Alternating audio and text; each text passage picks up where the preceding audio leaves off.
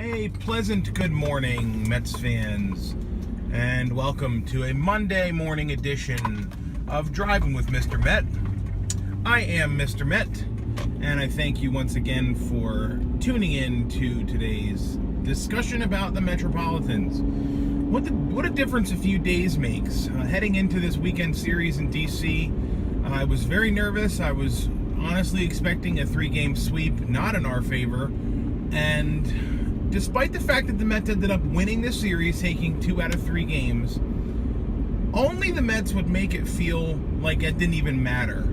Would do other stuff to ruin the 3-game series that the Mets actually won. So a couple of points to make, a few things over the last few days. The first month of the season is over. It hasn't been great. There have been some good moments. There have been some not so good moments. But in the last few days, the Mets reminded us all why the Mets are sort of laughed at by most fans.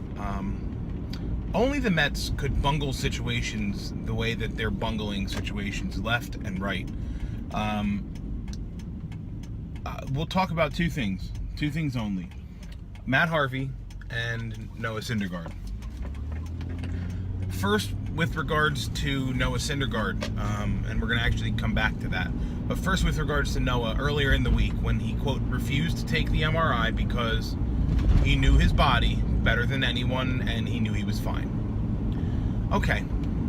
I mean, that's great. He's a gamer.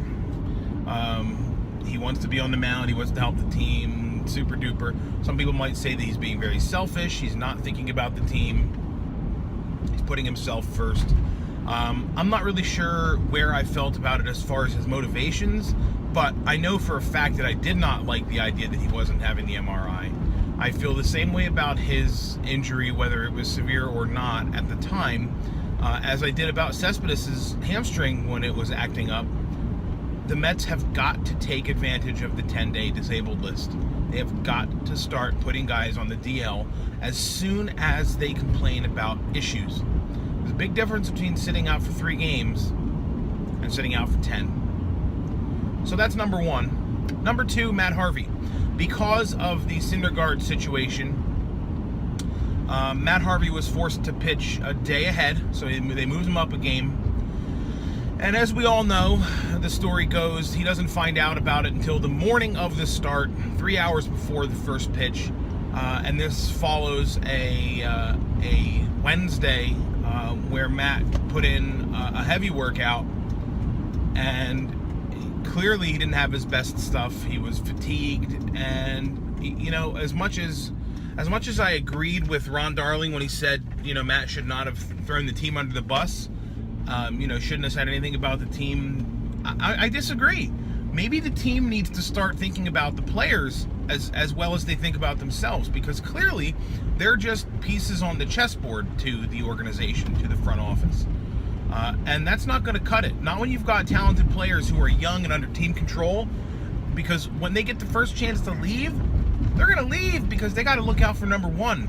And if the organization isn't, guess what? They're going to go to another organization that does. So Matt Harvey's situation was a terrible one. I give Matt credit for stepping up and pitching in the game. It was what it was. Finally, back in full circle to Noah Syndergaard. I love Noah Syndergaard. I love his attitude. I love his presence. I love everything about him. I did not love the way things went down with his MRI, and I loved even less the way things went down yesterday in the game. Noah comes out in the first inning, throws 100, looks like everything's all good. Second inning, the sky starts falling, his arm falls off, his lat hurts. The bottom line is, now, instead of being able to focus on the fact that the Mets took 2 out of 3 in D.C., instead we're focusing on the Mets bungling of things. And I love that word, bungle. It's just like, it describes the Mets perfectly anymore. They have completely bungled this young pitching staff. Who knows if we're ever going to see Mats this year? Nobody knows. Syndergaard, who knows when we're going to see Noah again this year? They're messing around with Harvey. DeGrom, knock on wood, has been great. And Wheeler, knock on wood, has been great. But you know what, dude?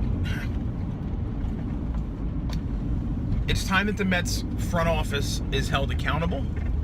And it's time that a change is made.